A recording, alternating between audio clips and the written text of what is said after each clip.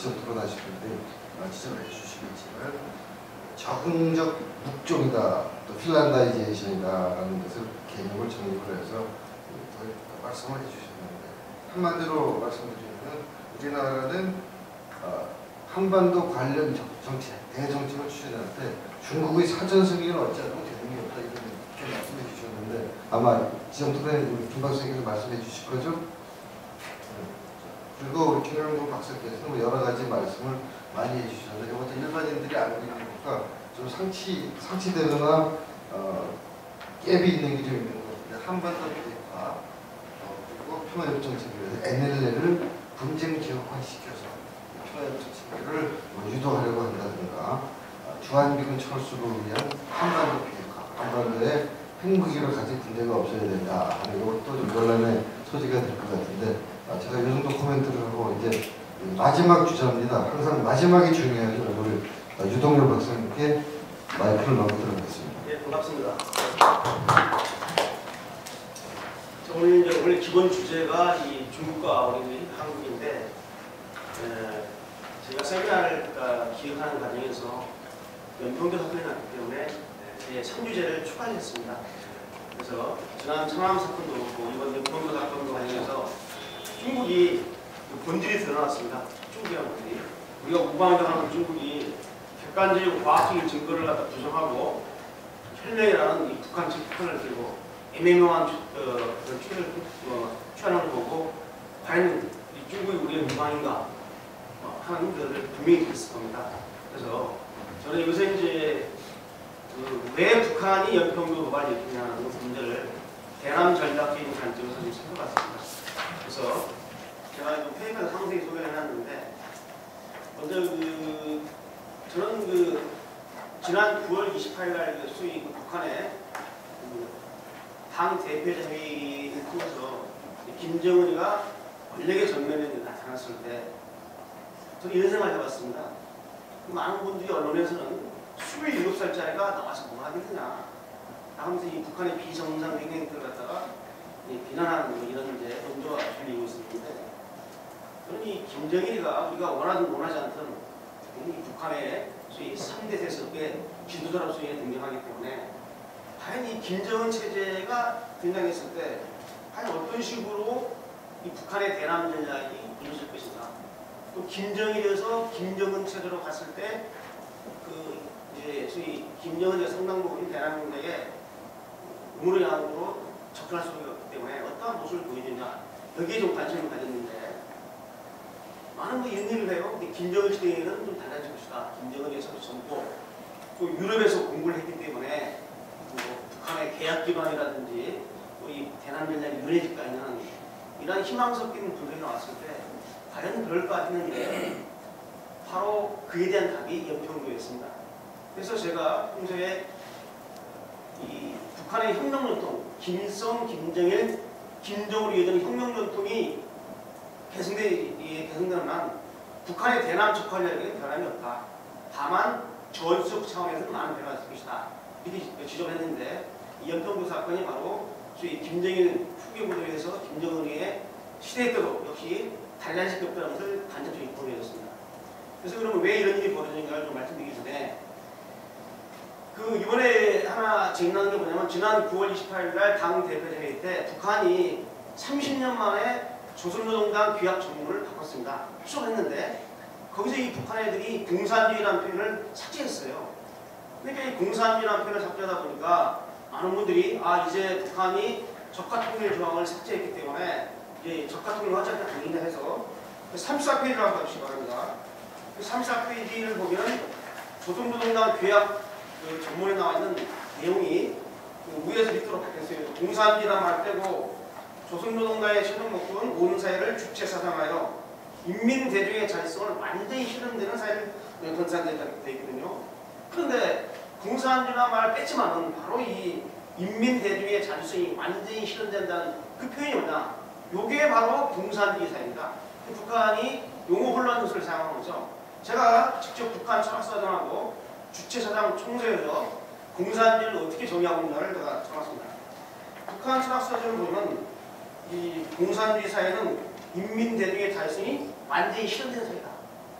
그러니까 북한이 고친 표현이 바로 공산주의예요. 그 다음에 북한 그 주체사상 총수 5번을 보게 되면 공산주의 사회는 근로인민대중의 잔성이 완전히 실현되는 사회다. 그게 바로 공산주의입니다. 그렇기 때문에 북한이 소위 용어 혼란을 한 거죠. 공산주의를 했는데 대한민국이 이렇게 우습습니까? 대한민국 북한 전문가가 공산주의란 말 빼고 이런 식으로 하면 넘어갈 줄 압니까? 제가 딱 찾아냈지 않습니까? 제가 제일 처음 찾아냈습니다. 이 바로 똑같은 표현이다. 공산주의하고. 그래서 참고해 주시기 바라고요. 그 다음에 이제 본론으로 들어가가지고 여기 39페이지에 이게 제가 지금 원고를 제출해 놓고 제가 수정을 안 보다 보니까 각 부처 교수애들 안 생각하는데 39페이지 도표 6에 나와 있는 그 중간에 적화간첩이 아니라 직화간첩입니다. 잘못된 거니까. 됐고 제가 이제 결론 들어가서 시간이 없기 때문에 왜 북한이 천안함에 의해서 연평도 포격탑을 일으킨 그 배경과 저희가 뭐냐를 좀 간략히 설명드리겠습니다. 이 문제는 그 북한의 대남 전략의 핵심 목표인 소위 2010년 강성대국에서 찾아야 됩니다. 북한은 김일성이가 태어난 뒤 100주에 되는 2011년까지는 강성대국의 문을 열겠다. 아니 적화통일의 문을 열겠다는 소리입니다. 그런데 왜 이 강성대국 건설론이 나왔냐면 북한 주장하기를 김일성이가 태어나서 지금까지 사이 조선을 갖다가 만들어 놓고 조국을 통일하면서 같은 일을 했다. 실제로 6.25 남침전도 일으켰고 칼 폭파부터 시작해서 8만여 건의 대남 테러도 발생했습니다. 이런 북한 이렇게까지 했는데도 불구하고 결국 살아생전에 김일성이가 조국통일을 보냈다는 거죠. 적화통일을 보냈다는 아쉬움 속에서 수령님의 조국통일 이유를 관철시키기 위해서 바로 수령이 태어난 지 100주에 되는 2012년까지 하겠다는 겁니다. 바로 이러한 이제 김정은 정부의 통치 목표가 나오다 보니까 대남 공작 구조가 바뀌는 겁니다. 그래서 작년 초에 북한이 이 대남 그 전략 구조를 바꿨습니다.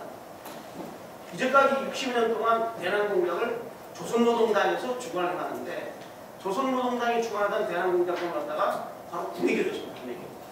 그래서 국방위에다가 정찰총국을 넣고 저희 이제 정찰총국에서 대남 공작을 전문적으로 수행하는 거죠. 자, 이건 무슨 의미를 지냐면 김정일이가 대남 공작 부서에다가 질차하는 겁니다. 대남 공작이 뭐냐? 적화통일 하라고 했겠는데 당에다 60년 동안 대남 공작을 줬는데 조국통일 안 되지 않느냐? 이게 안 된다. 무조건 군밖에 없다. 선군 정치하면서 군에다가 대남 공작권을 주다 보니까 대남 공작이 전투화되고 공사되는 겁니다. 무슨 소리냐면 북한 역사에서 당이 행사된 대남 공작권이 잠시 군으로 넘어간 적이 있습니다. 이때가 1967년 말부터 1970년 초까지입니다. 이때 북한에서는 저희 그 민족보장, 북한의 국방부장관이죠.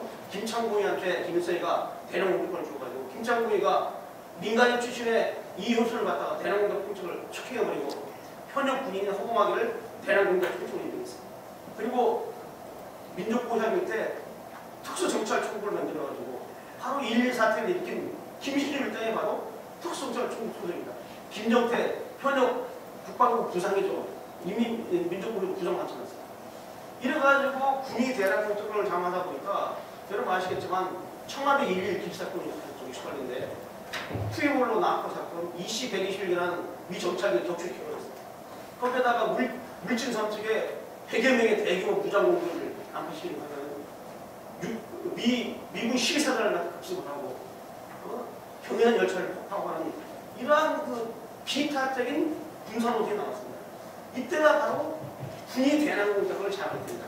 근데 결국은 내 김일성이가 김창봉, 허공하기, 그다음에 김정태를 소위 좌경 냉동주의자로 몰아가지고 숙청시키고 물론 지가 다 결정하고만 김일성이가 자기 책임을 갖다가 군에 내밀어주고 다시 대남 공작권을 당해줬습니다. 그런데 이번에 바로 대남 공작을 다시 군에 준 겁니다.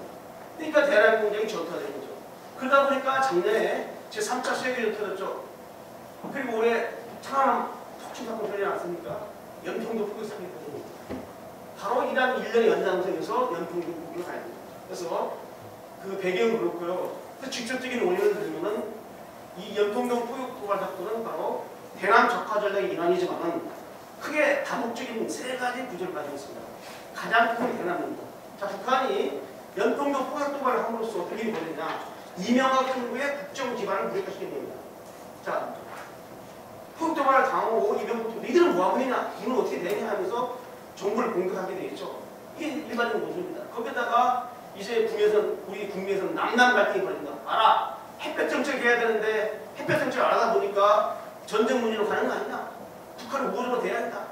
이런 이제 햇볕 전쟁이 다시 등장하고 전쟁에 대한 위험성이 등장하고 결국은 남한테를 교란시키는 겁니다. 그래서 적화행동을 하기 위한 여건을 조성하려는 거죠. 이 첫 번째입니다. 두 번째는 뭐냐? 대내적으로 지금 북한이 90년대 이래 경제가 매우 어렵습니다. 이 극심한 경제난 속에서 북한 주민이 불만이 팽배해 있어요. 이 팽배한 북한 주민들에게 전쟁 분위기를 일으킵니다. 자, 북한이 조선중앙TV, 조선중앙통신이 뭐라고 합니까? 남조선 괴뢰가 북한 영토, 공화국 영토를 향해서 포격했기 때문에 우리가 장군님이 대응한 거라는 거 아닙니까? 이런 식으로 호소하고 있지 않습니까? 그러면서 지금 미 제국주의와 남조선 괴뢰들이 조선전쟁을, 제2의 조선전쟁을 일으키면서 북한을 지금 공격합니다. 이런 전쟁 분위기를 일으켜가지고 북한 주민을 일차시키는 겁니다. 조금만 참아야 된다. 그래서 저희 수정 국밥체제인 김정일 독재 정권을 유지하는데 활용하는 것이죠. 거기다 하나 더 나가면은 김정일에서 김정은 후계부도에서 후계부도를 맡게 됐고 새로운 지도자인 김정은 장군이 바로 이번 이 포격 사건을 지휘했다는 거죠. 그래서 김정은이가 이 남조선 괴뢰가 도발을 해오는데 이걸 갖다가 막동아리 초토화시켰다. 이러면서 김정은의 후계자에 대한 그런 그 명령을 갖다가 과시하면서 무필요한 상징적으로 했습니다. 이러한 것이 내부적으로 있고 그 다음에 대외적으로 어떠한 효과를 보느냐. 이러한 일을 엮음으로써 천안 사건 이후에 국제사회가 북한을 정치적으로 제재를 하다고 하니까 우리 건들지 말아라. 우리 건들면 얘네 터진다. 한반도가 더 긴장이 갈등이 고조되고 전쟁이 갈 것이다. 이들을 우리 건들지 말라는 소위 그 협박 메시지입니다. 그래서 국제 여론을 갖다가 북한이 의도를 하는 이러한 것들을 의도하고 계획적으로 있고 있습니다. 그럼 이거에 대한 우리 군의 대응은 어떻냐? 여러분, 북한이 포격을 한 뒤 13분 만에 우리도 포격을 했습니다. 이걸 가지고 야, 이 13분 만에 대응하는 게 말이 되냐는 많은 비판이 있지만 그렇지 않습니다. 아주 빨리 한 겁니다. 왜 빨리 했느냐? 전시에 적이 우리한테 사격을 했는데 포격했는데 13분 만에 응전을 하면은 그건 다 총살감입니다. 총살감이지만은 지금은 전시가 알고 보는 거죠. 지금은 육해공군 참모총장부터 말단 기능면까지 전쟁을 경험해본 사람이 한 명도 없습니다. 평소에 훈련을 많이 받고 또 많은 매뉴얼에 입각해서 대응하게 돼 있지만은 실상 회계발에 폭탄이 떨어지는 상황에서 우왕좌왕 한 적도 없어요. 월남전 경험하신 이 베테랑들 다 퇴役했습니다. 아무리 우리가 연설 평소에 많이 해도 폭탄이 떨어지는 상황에서 13만에 대응하는데 좀 어떤 일이 있으냐면은 여러분 아시는지 모르겠지만 이게 좀 찍고 있어서 제대로 말씀 못 드리는데 그저께 호흡훈련을 한다고 K9 자주포에 들어있는 이 탄약도 다 써버렸어요. 이 K9 자주포에는 자동 장전이 되어 있습니다. 그래가지고 딱 보면 팍 하면 나가게 돼 있어요. 그런데 남아있는 장전된 남아있는 포탄이 몇 개 안 되고 이 포탄도 다 써버리니까 어떻게 했느냐. 창고에 가서 K9 자주포의 포탄을 가지고 와가지고 조립을 해서 수동으로 손으로 장전을 해서 날리는 겁니다. 그 포탄이 떨어지는 그 아비기한 속에서 우리 해병대가 그나마 창전해서 빨리빨리 날리는 거예요. 그러니까 현장에 있던 우리 해병대는 최선을 다한 거고 우리가 박수를 쳐야 됩니다. 왜? 솔직히 말해서 해병대니까 그 정도 했지 육군 같았으면 혼비박산에서 어떻게 될지 모르는 상황이에요. 그렇기 때문에 거의 13분이다. 근데 문제는 뭐냐면 잘못한 것은 군 지휘부입니다. 평시 작전 통제권이 합참의장한테 있습니다. 합참의장이 북한의 도발을 보고받을 때는 합참의장이 결정해서 작전권을 내리면 되는 겁니다. 그런데 지난 10년 동안에 군에는 어떤 게 있느냐. 합참의장이 작전 통제권이 있음에도 불구하고 국방부 장관을 쳐다보고 국방부 장관은 청와대를 쳐다보는 겁니다. 어떻게 할까요? 지금 어떻게 할까가 알지 않습니까?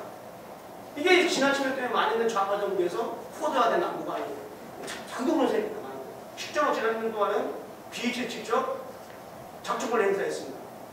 내가 합참의장이면 쏴라! 쏴라! 응징해라! 보고서가 나중에 사고보고 하면 되는 겁니다. 그런데 이 박근혜이 다 뒤만 쳐다봤네. 이 위에서는 못한 겁니다. 자, 그 다음에 지난 천안 사건 때 우리 정부가 제대로 대응을 잘했으면 제2자산에 이런 일이 안 벌어집니다. 왜? 지금 북한이 가장 큰 뺑이 뭔지 아십니까? 북한이 뺑이. 이 남조선 놈들은 전쟁 두려워서 우리가 아무리 쳐도 절대로 대응 못한다. 이게 공시가 되어 있습니다. 바로 그게 뺑이에요. 이게 지금 저기 잠실 아파트의 몇십억짜리 아파트인데 북한 방사포 한 번이면 몇십억짜리 몇 억짜리 다 날아가버립니다. 이번이 전쟁 공포죠. 전쟁 공포를 줘가지고 이 북한 자신은 남순놈들은 절대로 우리한테 전면 응징 못한다. 왜? 전쟁 나면 진짜 죽기 때문에 전쟁 무서워서 걔들 가만있습니다. 그 공식이 지금까지 이어지고 있단 말이에요. 그런데 항전쟁 이후에 한 번이라도 북한이 우리 대한민국 정부나 미국이 북한을 응징한 적 있습니까? 푸에볼로 사건부터 시작해서 도쿄만 행사건 각종 테러 도발 아우사 북한부터 시작해서 테러 도발 한 번도 북한이 응징을 안 했어요. 그러다 보니까 우리가 가지고 있는 이 붕 문화 이건 종이 호랑이에 불과한 겁니다. 그러니까 아무리 천안 사태 이후에 추가 도발하는 절대 사태까지 있다 하면 이게 바로 페이커 종이 대책이죠. 이런 종이 대책에 대해서는 북한이 안 통한다는 것입니다. 따라서 이번에도 그냥 지나치면은 제3의 제4의 연평도 포기가 아니라 이제는 서울로 날아갈 겁니다. 근데 우리가 전쟁을 무서워하면은 절대 안 된다. 전쟁을 각오하고 한번 제대로 보여줘야지 북한이 우리를 보지 못하는 겁니다.